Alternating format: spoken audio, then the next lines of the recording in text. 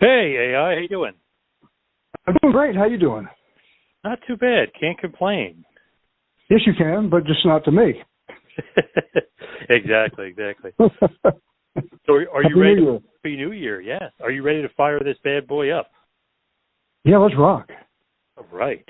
Joining me on the line right now is the universal heartthrob, every woman's pet, every man's regret, former CWA, aka AWA Southern World Champion, Mr. Austin Idol. Welcome back. How you doing, AI? I'm doing great. Did you say AKA? Isn't that like the dog thing? And that did you say AKA? That's American Kennel Association. Well, I meant like CWA, but it was really called the AWA Southern Heavyweight Champion. So you know how that goes. So I'm not. It's not AKA. So I'm not the American World's Heavyweight Kennel Association champion. No. But I will be now. What's going on in your world? What have you been up to? Oh, brother, NWA. I've got my wrestling college down here, Universal Wrestling College. I love that. I mean, I have some great guys that they have so much passion, and which I think is kind of missing a little bit now in our world, and it needs to be a lot more of it. But these guys are so passionate, and they're intelligent. They're great students, and they're really coming into their own now because they're smart. They're very creative people, and they're going to go places. And it's really fun to be with them. I mean, we have a blast, John. You should come down and visit sometime. Where's it located? Where is it? Greenville, South Carolina. Thank you for doing your homework. Well, I wanted you to say like where everybody can get to the school, see it. I'm gonna plug it. Plug it. Yep. Oh man, I'm gonna plug it. Universal Wrestling College is located in beautiful Greenville, South Carolina, and you can find this on go Google Austin Idol, Google Universal Wrestling College, and I'll say this, John, and very, very seriously, because, I've been with the National Wrestling Alliance for like 5 years, this run, since Mr. William Patrick Corgan purchased it and rebooted it. So, yeah, I'm part of that whole inaugural relaunch, and because of it, I have some good relationships have been built, put it that way. So anybody who comes to my wrestling college, they pay attention and develop their skills, they're going to get a tryout with the NWA. They're going to get a tryout with the NWA. I guarantee it. So if wrestling is their dream, which it is for a lot of people, some people capitalize on that dream, and they go after it, and they give it a shot, and they give it their best effort, and other people just let it pass them by. And then in a lot of cases, they'll scratch their head, 10 years, golly, I should have tried that, but I didn't do it. So anyway, but there's on the website there, John, universalwrestlingcollege.com, you'll see sign up plastered all over every page. Someone just pushes that. There's an application, and they have to fill out the app. I get it. Take a look at them, get back to them, and see where it goes. I love that. And, of course, you've been a part of the NWA. My good personal longtime friend, Dr. Tom Pritchard, always says it's great to see you whenever he's there, so that's pretty awesome. Get some good old school lines in there. He's a liar. Yeah, let's go ahead and start off the new year right. Pritchard, you're a liar. You know you're a liar. He'll admit it. He doesn't like to see you, so is that what you're saying? Yeah, I love Doc. He's great. He's a great vibe, and he's very, very smart, and he's really fantastic to have in that locker room, which is loaded now, but there's always room for more. There's always room for more. You got to have new faces, new talent. That never ends. It's a continuing process. But it's fun to be around Doc. He's a really good guy. I like Doc a lot. With Billy Corgan, William Patrick Corgan, and NWA, what's going on with you guys? Seem like you guys are in a little bit of a dispute. It looks like you're brawling lately. Who's brawling? You and Billy are going to get into it. Oh, we're always brawling. Yeah, we're always brawling. Yeah, we are. But it's nobody seems to ever win, which is a good thing. That way we can keep brawling. But the thing about Billy Corgan, I call him William. A lot of people call him Billy, but he really prefers William, so I go with that. William, I call him William. He's a highly intelligent individual. He really is, because he can he can juggle so many balls at one time without dropping them, which is, to me, that's amazing. But it's just, it's a different level of intelligence, IQ, a very lofty IQ. But in spite of that, especially with all of the success with the Smashing Pumpkins, which is just insane. I mean, they're still hot. Matter of fact, I went to one of their concerts in Charlotte over the summer, and it was just amazing. Just thousands of people there, John. And what was really, and I'm kind of digressing a little bit, but what was really cool about that concert, I'm backstage and with a band, and we're looking out over the audience, and song after song after song with no breaks.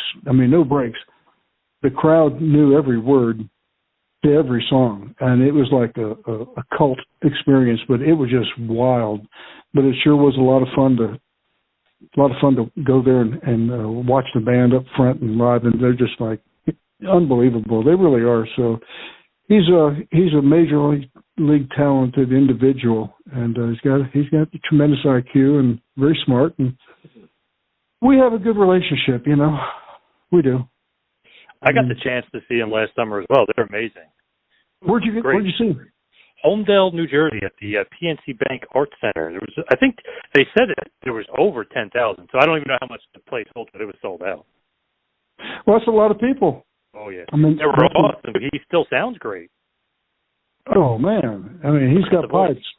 Yeah, he's got pipes, and he crushes that guitar, and the whole band is so tight. They're so tight. They really are. They're a lot of fun. And so I'm assuming, were you out in the crowd watching them? Yep. Oh yeah. Oh, what a mark. See if good seats.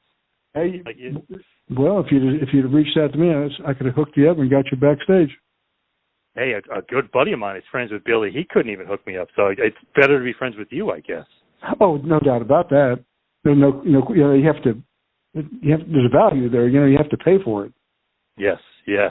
And the thing that intrigued me the most was, obviously, do they still have it? Are they still good? He's still awesome. They still sound like they did 30 years ago. They still sound great. It's unreal. It's absolutely unreal. So they just, it's like fine wine, continue to get better and better and better. But so we talk about success and that, and then of course he's got his foot on the gas for the NWA, and they're progressing and they're ascending. They're going higher and higher and higher. So I'm glad to be with them. I'm really happy to be with them. When you look at him, and I had the opportunity to interview him probably about a year ago or so, pretty awesome to get the chance, but he actually is like a wrestling savant. I was just surprised at his knowledge. He really is a true fan. He loves wrestling. Yes, he does, and that's why he doesn't need the money, but that's why he's in this business, because of his love for it. And you're right, he is a savant. He's a collector. He collects all kinds of memorabilia. He loves the wrestling business, and I think it's kind of, and he said it. It's almost a little bit like rock and roll, kind of like rock and roll, and it's wild and crazy, and anything can happen at any given time. So, but he loves the business. I'm glad he does, and because of it, and his burning desire to really make this thing go is why it's going to go. Because he doesn't know what quit or give up means. It's not in his vocabulary. When did you actually, I know it was 5 years ago, but when did you actually meet him? Was it longer than that? Because he seems like he's a big AI fan. He seems like he's a big Universal Heartthrob fan. I met him the first time when I went to, it would have been Phil, no, it was New Jersey. It was New Jersey when Tim Storm was the NWA champion at the time. And I went up and managed Nick Aldis that night. And Nick wins the belt. So that would have been, I don't know, 6 years ago? I don't know. Somewhere around there, I guess. Over 5 years ago. Could be 6 years ago, but it was in what company? What promotion? CZW? Right. Yep. CZW, yeah, which was a real weird environment, you know.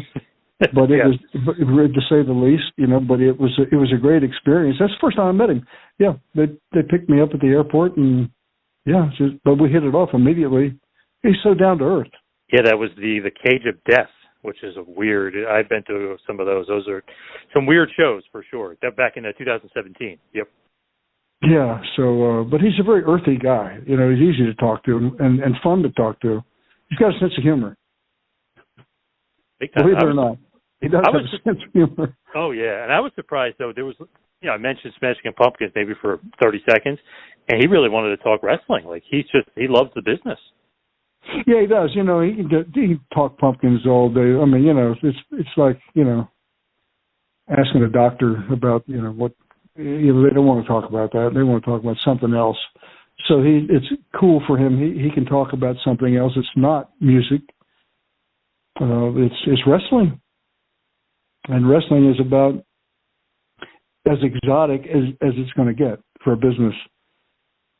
It really is. I mean, I've asked people, how would you define wrestling? I usually say exotic. I mean, it's hard to really define it, you know. Interesting way to put it, because it's sport, but it's theater. I mean, it's definitely different.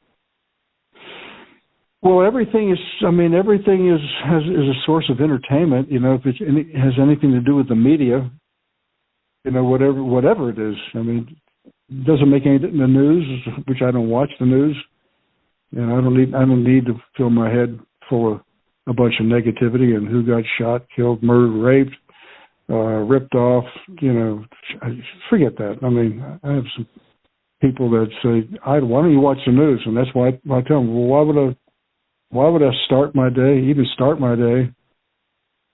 with filling myself up with a bunch of negativity? I mean, I don't watch it. I know what's going on. I mean, I know what's going on, but I don't watch it and dwell on all that stuff, John. But some do, some don't. So what? Now, it's not really news related, but it kind of is, because Joe Rogan is super popular. He's all over the place. Your name kept coming up when he had Hulk Hogan on the show. I don't know if you had a chance to hear that or see that. Yeah, I did. Someone said that to me a while back, but I mean, why hasn't Joe reached out to me to get the real deal on there? Oh, good point. I agree. Yeah, now, what's wrong with Joe? Joe's asleep at the wheel. Now, do you and Hogan get along? Because, I mean, he's obviously singing your praises on the show. Well, I don't talk to him. There's no. I think we're friendly, you know. But I mean, I haven't spoken to him in decades. Do you agree with what he said about the cup and the ears and the Idolmania and the Hulkamania? Oh, yeah, that all true? Oh, yeah, it happened in St. Louis. I remember the night. Yeah, I was up there in St. Louis. That would have been for Vern Gagne at the time. What was that building? I want to say Kiel Auditorium. I think it was Kiel Auditorium. Yeah, Kiel. And wrestling Bob Orton Jr. And I was a good guy. Bob Orton Jr. was a bad guy. And somewhere in there, I did the hand to the ear. The people popped. Well, Hogan was on the card, so he was in the back. He saw it. And when he saw it, he said, well, heck, man, with that kind of reaction, I'll do it too. And he took it to the stratosphere. Amazing. And, you know, some guys, they don't give other guys credit, though. I like that Hogan was giving you credit, Superstar Billy Graham. He's giving Dusty some credit. I like that he's giving guys credit. He didn't just make it up on his own. Yeah, I thought it was admirable. It took him a while to do that, you know, but that's okay, too. It doesn't make any difference. He did it. So, I mean, yeah, I give him some props on that one for sure.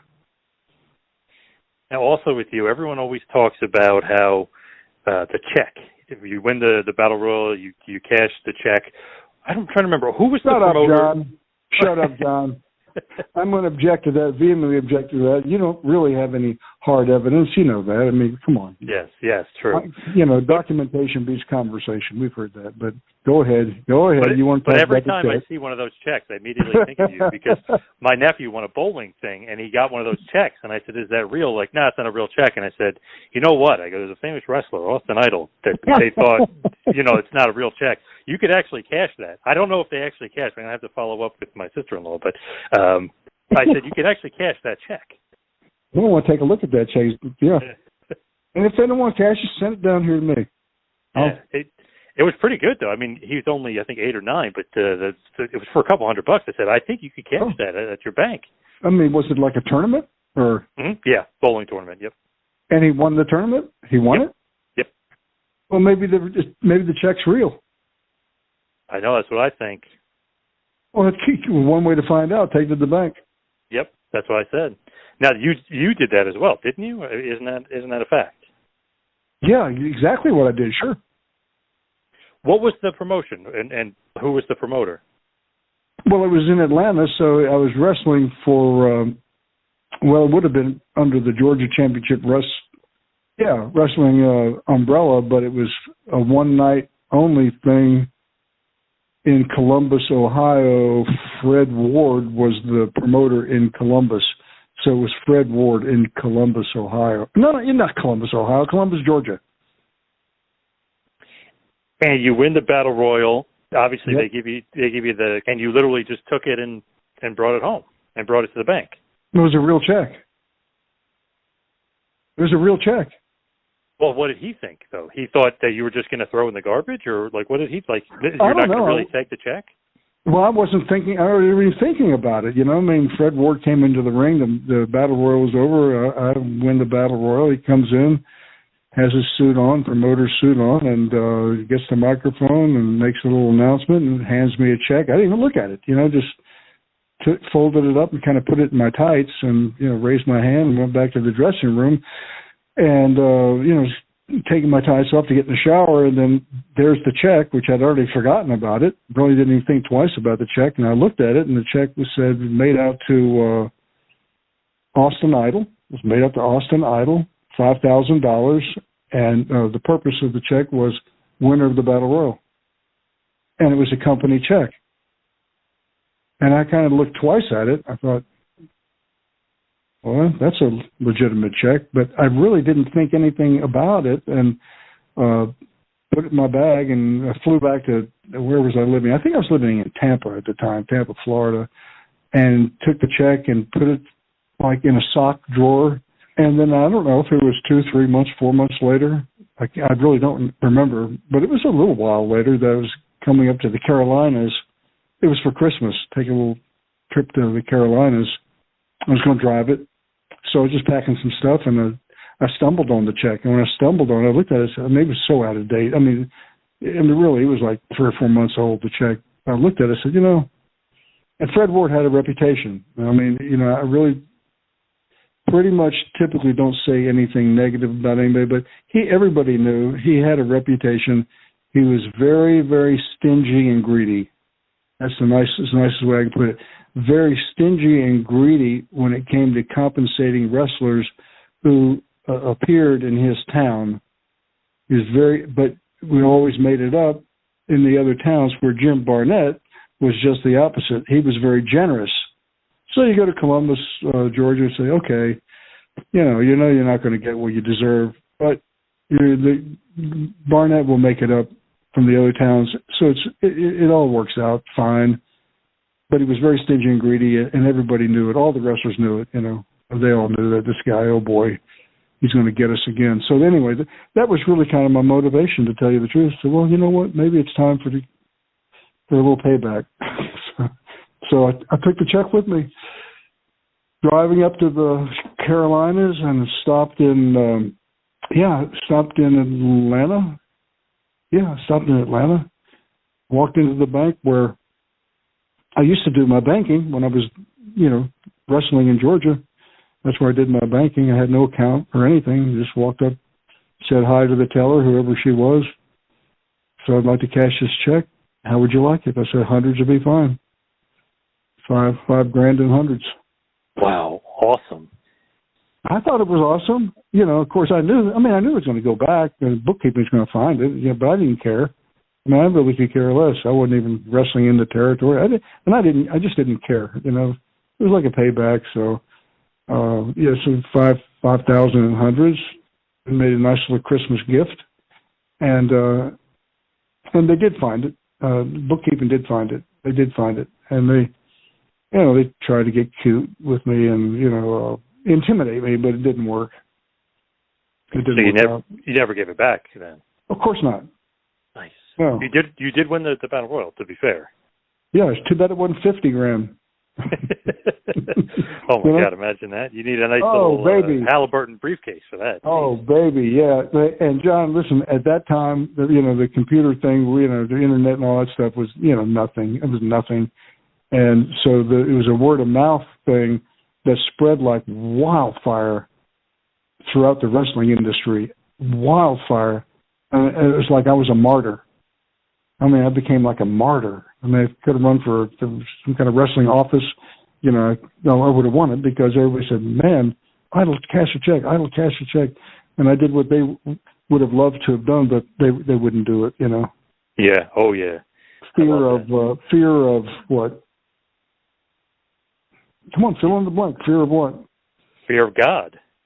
Fear of God. Yeah, fear of the wrestling gods. Fear of reprisal, probably from. Exactly. Yeah. Exactly. I got to mention this because it's one of my favorite feuds of all time. Just unbelievable. 1987. You turn on Jerry Lawler and start off in CWA down there in Memphis, Tennessee. One of the greatest feuds of all time. I love this feud. 1987 feud of the year. I don't know if there's much debate over that. People can say this feud or that feud, but to me, that's got to be up there considered. What do you remember about that feud in 1987 with Jerry the King Lawler? Well, it just worked. Lawler, Jerry's so good, so talented, and so popular. Although you have to have somebody else to wrestle, otherwise it doesn't make any difference how popular you are. You're not going to put fannies in the seats unless you have a formidable opponent. And we had a chemistry. We definitely had a chemistry. And it's just like, it really worked. So, it just started, I think it started off really, I was out of the territory. I was out. And I came up for a TV. And I must say, it was my idea. I'll take full credit for it because it's true. It was my idea. Came up to make a presentation to Lawler about being the most popular wrestler in Mexico, and I had a mask on and had a sombrero I was going to present to him, and I had a plaque. There you go. Made out to Lawler, and most popular award. This mask on, big black trench coat on, so you really couldn't tell who was underneath that mask. I was really camouflaged really well. Lance Russell called. That's live TV too. Memphis is live TV. I love that. About live TV, big deal, and a huge audience. So Lance calls Lawler out and tells him what's going on. I'm going to make a presentation to him, and as he kind of bends over to look at the plaque, and I bash him in the head with it, and down he goes, and I jump on him there at that live little studio audience, they were in shock. They didn't really respond very much. They were so surprised and in shock. But then when I took my mask off, it's Austin Idol. That was the beginning of the long build-up hair match. So it was a long build-up. You don't see it anymore in wrestling, unfortunately. We'll have to make an investment time, Just time. Just take your time. As long as you have the right personnel, you're going to be all right. But you just have to keep investing in it. And it's like a volcano until the volcano erupts. So it did. And the feud is so great. And the hair versus hair cage match, which is nuts. Tommy Rich gets involved, obviously Paul Heyman gets involved, part of that feud, and you actually win, which was the shocking part because everyone expected Jerry to win that. So what a swerve, you actually win that and shave his head. That crowd hates you guys. They're going to kill you. Oh, man, they almost did. It wasn't a full-scale riot, but it was right on the verge of it. it could have easily turned into a full-scale riot. Very easily. I mean, it was just so close, and I knew it. I felt it because I'd been in some really hot experiences before, environments, especially up in New York. When I was up in New York in '73, there was there's a few instances that became pretty serious, but this one was because of so many people. There were so many people there, the place was packed. It could have easily gotten out of control, and they could have easily killed us. What are you going to do, fight 10, 12,000 people? I don't think so. They were shocked because, usually that's like the blow-up, the hair versus hair, the cage. Usually, the villain, the bad guy will get his comeuppance, and they were shocked.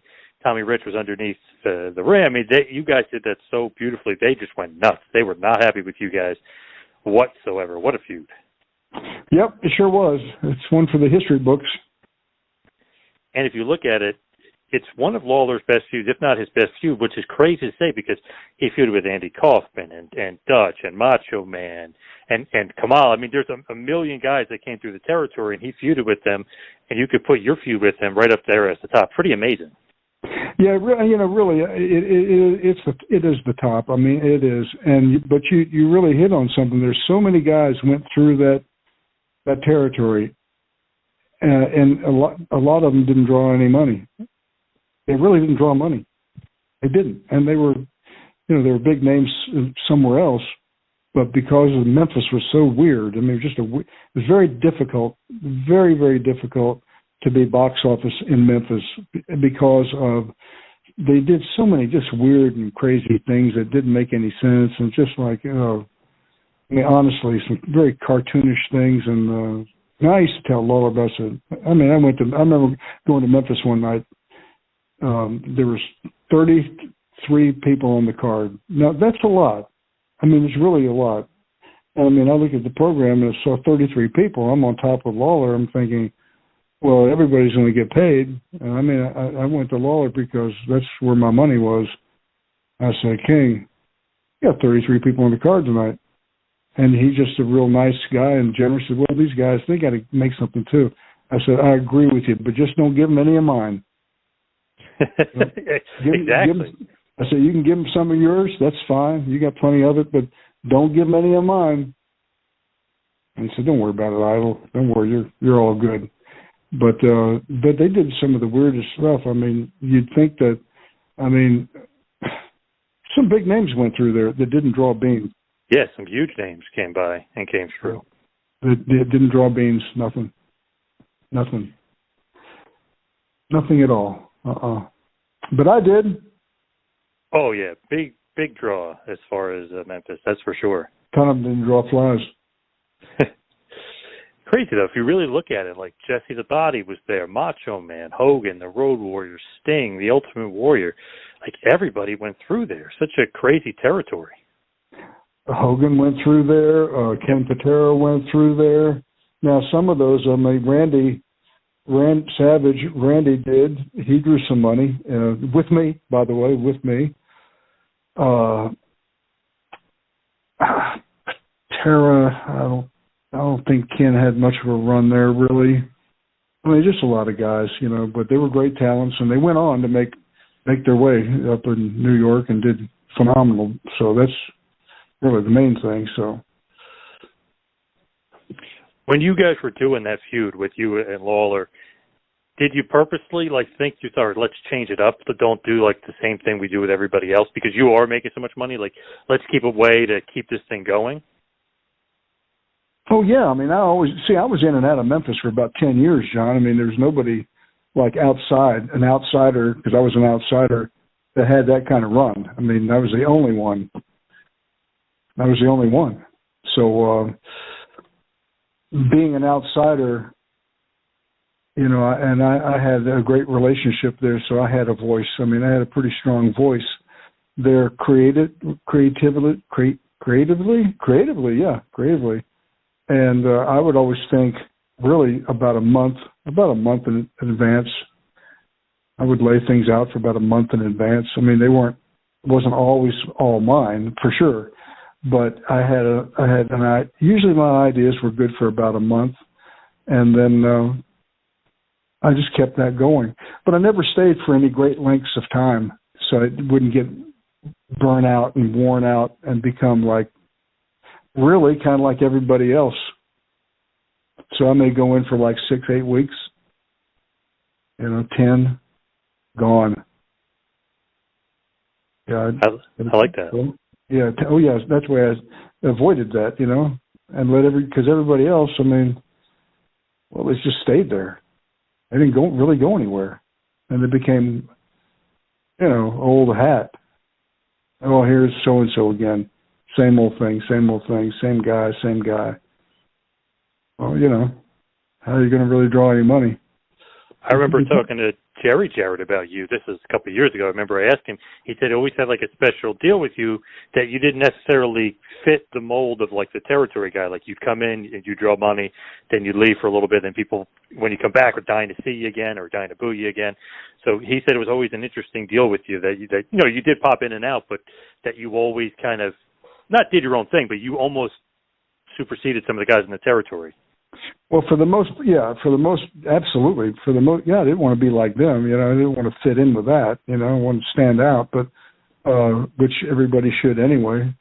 And the thing is, I didn't wrestle on TV that often, and that was the whole idea behind that was if you're popular, make them pay to see you. Don't give it away for free. Why wrestle on TV? It's free. Everybody else was doing it.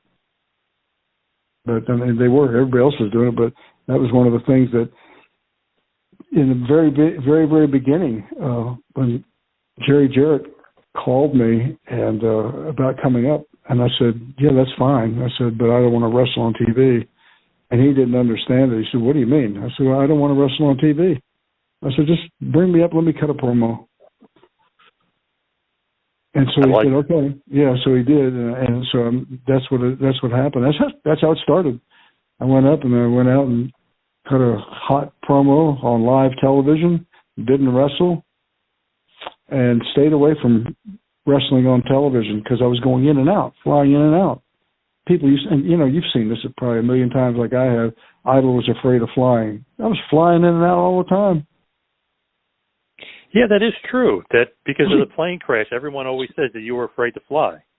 Stupid marks. Come on. It's just stupid dumb marks. Yeah, dumb marks. Yeah, just stupid. Yeah, he's afraid of flying. Well, why does he fly to Memphis on Monday? Fly to Louisville on Tuesday? He rides over with Jimmy Valiant and driving the car from Louisville to Evansville, Indiana. Driving the car is Jimmy Cornette's mom, and little Jimmy is sitting up front in the shotgun in the front. Valiant and I are in the back, and Corny just taking it all in. And he's getting a good education. He was, he really, really was. So yeah, and then I'd fly back to Tampa from Evansville it would have been Thursday morning, and then a few trips back and forth to Japan, and he was afraid of flying. Yeah, that's true. 14, 13-hour flight. You must not have been too afraid. No, never. I never was afraid to get back on a plane. Yeah, I guess that's weird because I guess a lot of the times you were working in like close proximities, I guess like Memphis or Mid-South or something where I guess they thought that you weren't flying. I don't know where that actually came from.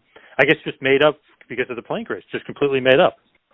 I'm going to go with dumb and stupid for the game and the match. Yeah, I don't know. People, I think it's just kind of a thing. People will talk about something they don't know anything about. I guess in their head, like they would think, like, oh, he had a plane crash, so he's going to be afraid to fly. But that's not actually true. No, it's total lie. It's just made up, make believe, fake news. Oh yes. Hey John, by the way, I'm going to be in Fort Lauderdale January the 13th with an NWA. That's going to be a live event. That's going to be really, really, really cool. That's January 13th. Then next day, January 14th, still with the NWA in Tampa, Florida. So nice. That's cool. Yeah, real nice. Florida's a nice place to be, period, and especially in January. Oh, the best. So as far as me up here in the Northeast, it's getting real cold. So it's definitely good to spend some time in Florida. Yeah, so NWA, January 13th, Fort Lauderdale, January 14th, in Tampa, Florida. Do you know what you're going to be doing on the card?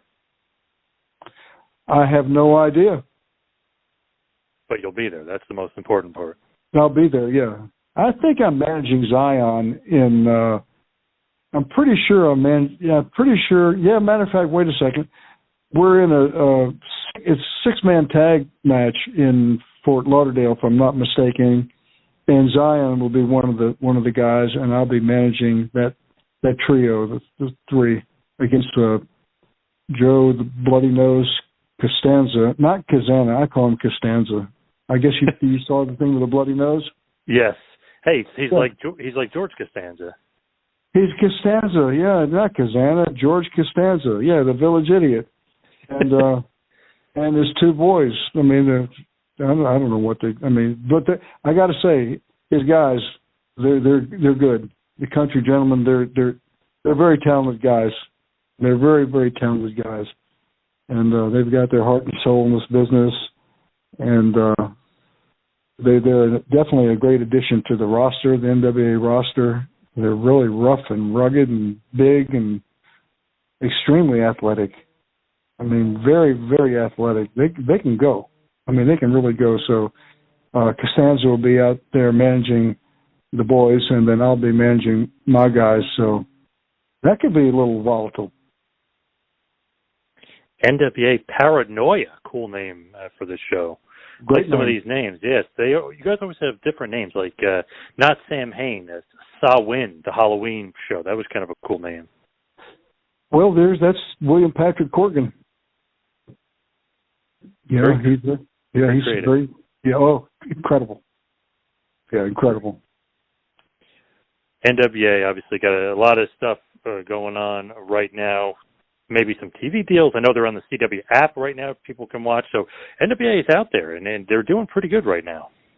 They are. They're going to do better too. I guarantee it. I guarantee it. They're going to do much, much better. It'll be this year much better. I guarantee it. I sure do. Do you see wrestling hitting a quote-unquote boom period again? Because it seems like it's getting a lot of coverage, like everywhere. Now WWE is running stadium shows like crazy.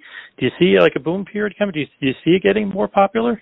Oh, no doubt about it. I mean, it's as popular as it's ever been. I mean, it's great because the competition is great. AEW, WWE, they're fighting it out. Impact, now they've come around. They're going back to TNA, right? Mm-hmm. Yep. If they're doing the TNA thing, that's cool. So they're ramping up. That's great. NWA is ramping up. So there's a lot of really great stuff going on right now in this industry, and it makes it exciting for everybody. The competition is great. It's great for the wrestlers. It gives them opportunities. I mean, if you don't want so and so, hey, you don't want me. Maybe somebody else does. And it's a money thing, right? Everybody's in it for money. I mean, that's the bottom line. Everybody's in it for money. I love my position with the NWA. I really do. I'm not overworked, but I'm enough, and I think there's going to be more too, and that's fine. I mean, that's fine. I mean, I love this business. I really love it, and the locker room is amazing. I mean, it really is an amazing locker room because of the, and I've been in this business a long time, John, you know that. And typically in the territory days, you always had the stooges. And you knew who they were. Even if you thought something and they were close by, they would know what you were thinking. They're going to take it back to the office and stab you in the back, cut your throat. I mean, it's just cutthroat business. And then that's the way it always was in every territory. The office always had their stooges. They want to know who's talking, just talking smack. And with the NWA locker room, there isn't any of that. And none of that. There's no drama. It's just amazing. There's no drama. I like to hear that because it seems great. It seems like some other places, won't mention names stuff, but they say like the guys never the wrestlers, meaning they never go to the agents and can kind of get advice too.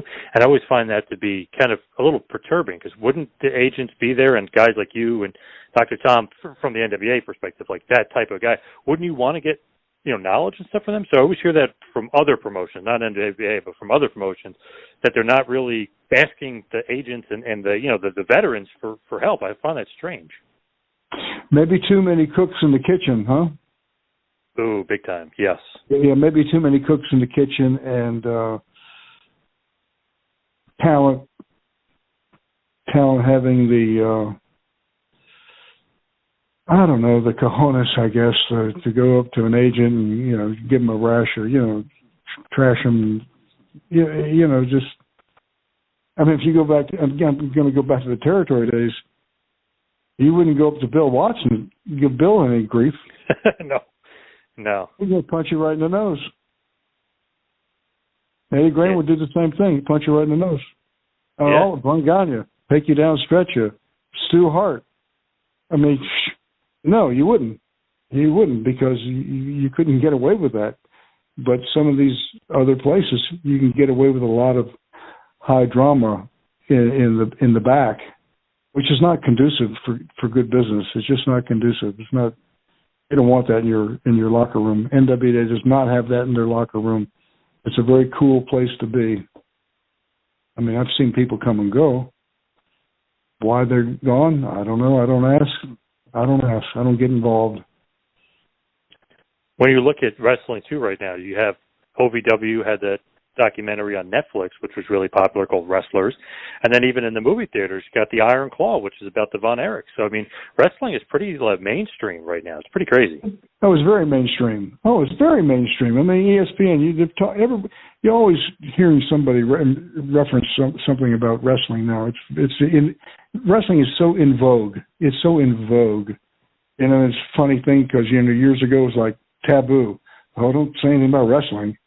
And now everybody wants to talk wrestling. They all want to talk wrestling. It's pretty cool. It's a cool time to be in the wrestling business. And really, I'm going back to my wrestling college, John. That's something I think a lot of people don't understand. You take, let's say, and you don't have to be an athlete to be in the wrestling business. Because there's so many positions available. You can be a referee. You could be a commentator, and someone who does interviews. There's all kinds of different ways that you could participate in the wrestling business, but I think a lot of people just don't understand that the opportunity is just massive for this business. I think about even myself back when I started in the wrestling business.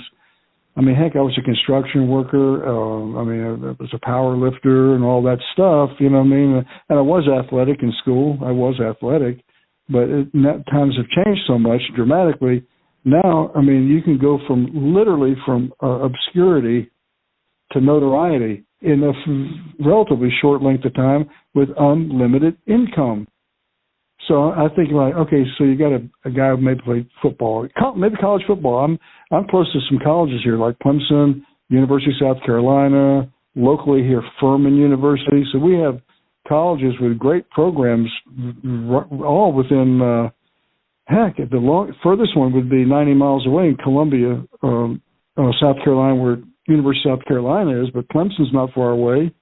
Furman is right here in the backyard of Greenville. But how many athletes that maybe went there and did okay, they're out there working construction. They're as a server or a bartender or, who knows what, doing something that they don't like doing, that doesn't have any income potential, but they're doing it because, what else am I going to do? I'm kind of role-playing now. Okay, so let's say I played ball at Clemson, but, whatever, nothing really came from it. So now I'm out in the construction site, probably not having a great time, and saying to myself, is this it? This is all it's not it. That's the thing. It's not it. but they just have to become aware. I guess they have to find, they have to want out is what they have to want out of what they're doing if they hate it. And most people hate doing what they do. I mean, really probably 85% of the people in the workforce, they hate doing what they do. But if you don't go looking, you're going to be stuck. You know, and here you don't even have to look. I mean, if you're athletic at all, or you want to be an interviewer, a commentator, whatever, Universal Wrestling College, Greenville, South Carolina. Google it. It's not free, but you know what? A college education is probably $50,000-$60,000. For me, you can get in for $3,500. And who knows? You might be making six figures 6 months from now. And that's the crazy thing about wrestling nowadays. You guys didn't have this advantage, but the social media, the internet, I mean, it just kind of, it does fast track a lot of guys. Maybe some guys shouldn't be fast tracked. You can kind of tell they don't deserve it to be on TV, but it does fast track guys, and they can kind of create their own little niche. It's crazy. I mean, you're self-employed. I mean, you really are. You're self-employed. So it's like they ought to be lined up for miles to get in, whether it's my place or somebody else's, you know, but to get going, I mean, to have this opportunity right in front of them, and, you know, nothing lasts forever, because at some point that, let's say, 21-year-old, now that 21-year-old's 38, well, I wish I'd have done that. Well, too late now. So you live in regret. For sure. As we hit the wind down here, we head towards the finish. Got to ask you this, because you've had world title matches, NWA world title matches against Harley Race, Ric Flair, had one of the greatest feuds of all time with Jerry the King Lawler. Hulk Hogan is taking stuff from you, Cup of the Years, Hulkamania. What is, if somebody said, like, what's the legacy of Austin Idol, or what's the stamp of Austin Idol, or somebody's looking back through history and they're like, oh, Austin Idol, what would be the description? Like, what would they say about Austin Idol? You know, I mean, the thing of it is, I'm really kind of a rogue. I'm the guy that never really fit in, you know, because I didn't want to. So I'm just kind of a rebel, you know, a rebel. Yeah, and kind of did things not totally on my own terms, but for the most part, but still being a good business, because I would want, you know, the promotion to make money, because if they're not making any money, I'm not going to make it, and I'm not going to be there very long. So I was a rogue. I mean, I was a rogue. And a lot of people, you would say, well, that means he was hard to get along with. Well, not really. Not really. I mean, as long as I was treated fairly, and that, it always boils down to the money. You know, you don't want to draw a big house, and you're talking about Iron Claw. I'm in Dallas, Texas, 1978. Austin Idol was really just hatched. He was just a kind of a baby guy, Austin Idol. But I was getting it together quickly. I'm out in Texas. I did not like that working environment whatsoever, and I knew I'm getting out of here. I didn't like it at all. I said, I'm not even going to do it. I'm getting out of here. And we were in Dallas that night, the Sportatorium. It was a double main event. Billy Graham and Ken Patera were in a weightlifting contest, and I was wrestling Red Bastien, who was the talent coordinator / booker. It's a double main event. That's how it was in the program. That's how it was hyped on television. In Dallas, they would pay you cash that night. And the house was packed. I mean, it really was a packed house, and Billy Graham and Patera had a really good thing going. I mean, they really did. And I'm wrestling the booker, Idol versus Red Bastien. And so I'm looking at the house. It's a big house. And I know what I should be making, realizing that the payoff's going to be split, you know, 4 ways. So double main. So I got my payoff, and I think back then in 1978, it was like $400, and I knew I was getting ripped. I knew I was getting ripped. So I went to Red Bastien and I said, "Hey, Red, there's been a mistake here." He said, "What do you mean?" I said, "I got $400 on a house like this." He said, "Well, yeah, that's it." I said, Red, this is a double main event. He said, no, not really. Not really. That's just how we put it in the programs and made it on TV, but not really. It was a single main event with Billy and Patera. I said, no, it was a double main event, and you owe me money, and you know you do. He said, look, I can't pay you any more money. You'll have to take it up with Fritz von Erich. This was before cell phones. We didn't have cell phones. There was a phone booth right outside of the Sportatorium. And I had Fritz's number. And I knew he wasn't going to give me any extra money, but I already had my mind made up. I'm out of here. Unless he does, which I knew that with his massive ego he's not going to do it. So after I got my shower, got my clothes on, I go over to the phone booth. I call Fritz from the phone booth, and it's probably 10:30 at night, and he's not happy. As soon as he answers the phone, hello, real rough and gruff, hello. So I'm real nice. I said, Fritz, Austin Idol, sorry to be calling you this time of night and disturb you, but Fritz, there's been a mistake on my payoff for tonight. What is it? I said, well, I only got $400. Double main event, the house is packed. That's all you're getting. I said, well, Fritz, you know it should be more, at least double. It's not going to happen. Right? So I know. So, John, I really wanted to go out with a bang. So I said, well, Fritz, I'll tell you what. I'm going to have to give you an ultimatum. Either you're going to pay me the difference or I'm going to walk out of here effective immediately. What do you want to do, Fritz? Well, you can't have any more money. And if you walk out of here, you'll never work anywhere ever again. And I hung up on him. Wow. Yeah, I gave Fritz von Erich ultimatum. Yeah, I loved it too. Because I knew he wouldn't sleep that night.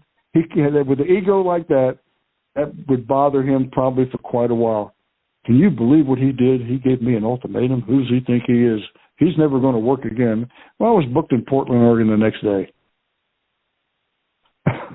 Wow. Unbelievable. Yeah. I love, though, that most guys probably wouldn't say anything. You know what I mean? No, I'm not going to say nothing. No, they're not going to say anything. That's why I was a rogue. I stood up for myself. But, hey, listen, all the time I was in Memphis, and Jarrett and I had a little bit of a volatile relationship, but I really didn't have to deal with him much because my business was with Jerry Lawler. So, I was really good there, but Jerry didn't particularly like my rogue attitude, but it sure made him a lot of money. Absolutely. So he's not going to say too much. What are you going to say? I mean, hey, the guy's drawing money like crazy. I got a big house here on 50 acres in Hendersonville, Tennessee, with all the country western singers. I mean, just leave him alone. Lawler, you deal with him. All of you deal with him. I don't want to even talk to the guy. Yeah. I'll give you one last story. You want to hear one last story real quickly? Yeah. Yep.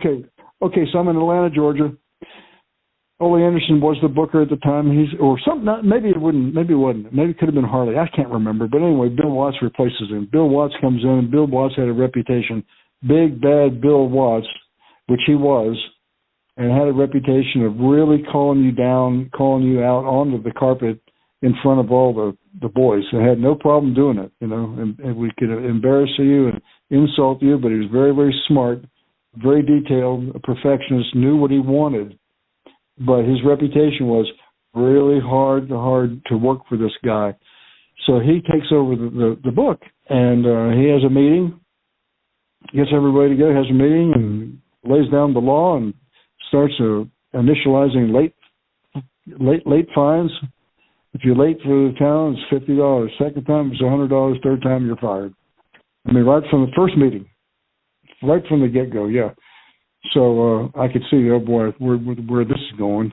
And then at the end of the meeting, if anybody wants to talk to me privately, take a number, get in line. There was a secretary, whatever her name was. Nobody did except me. I went up there and said, hey, I'm about to talk to Bill. I was the only one. Everybody else got up and walked away. I said, shoot, man, I'm going to talk to him. So I went in there and I said to him, I said, Bill, glad you're here. I don't know if you have any plans for me, but if you do, I want to make as much money for you and myself as I possibly can. If you have any plans for me, he says, you bet I've got plans for you. I'm thinking, this must be a rib, right? And he says, no. He said, I'm going to get behind you 100%. So I like what you do, man. I'm going to get behind you 100%. And I said, great. I'm excited about it. Love it. I said, one thing though, Bill, if you have any constructive criticism, great, but do it privately. Just don't, not in front of the guys or whatever, because I don't want to be screamed at and hollered at and all that stuff, because you do have a reputation. I don't really know Bill, but you do have a reputation. He says, don't worry about it. So if there's anything I want to talk to you about, I'll get you off to the side. And he pushed me like a son of a gun.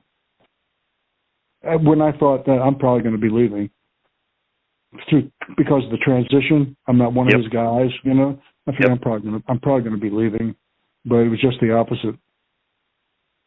And I had a heck of a run there. Sure did. It was great. I love it. Why the wrestling business is hot.